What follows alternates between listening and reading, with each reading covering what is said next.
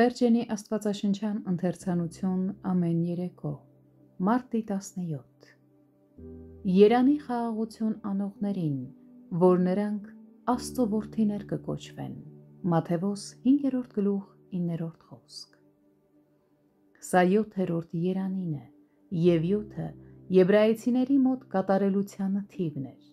հնարավոր է, Փրկիչը խաղաղություն անողներին ցուցակի 7-րդ տեղն է հատկացրել, որովհետև նրանք ամենամոտն են Քրիստոս Հիսուսում կատարյալ մարդուն։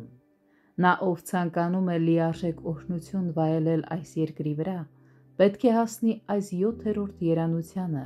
և դառնա խաղաղություն անող։ Նշանակալի է նաև այս խոսքի դիրքը։ Նրան նախորդող համարում խոսվում է այն մարդկանց երանության մասին, որոնք սրտով մաքուր են, որ նրանք Աստծուն կտեսնեն։ Մատթեոս 5-րդ գլուխ 8-րդ խոսք։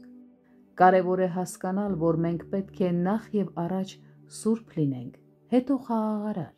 Հակոբոս 3-րդ գլուխ 17-րդ խոսք։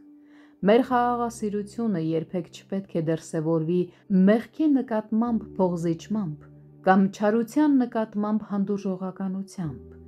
Մենք մեր երեսները պետք է գայլախազի պես անենք ցանկացած բանի հանդեպ, որ հակառակ է Աստծուն և նրա սրբությանը,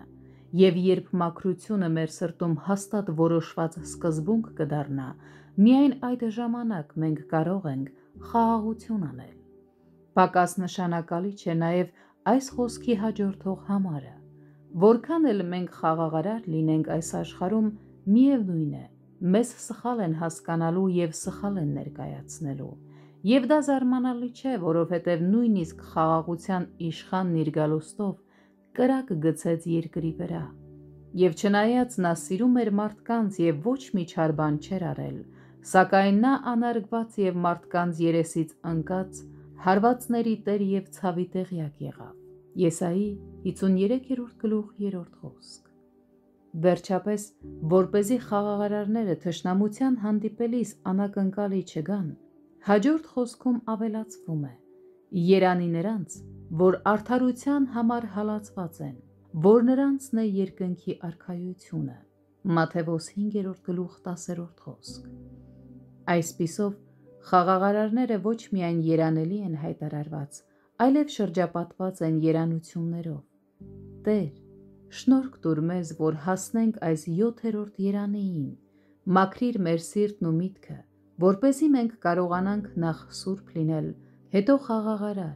և ամրապնդիր մեր հոգիները, որպեսզի մեր խաղաղասիրությունը մեզ վախկոտության և հուսահատության չտանի, երբ մենք հալածվենք քո անվան համար։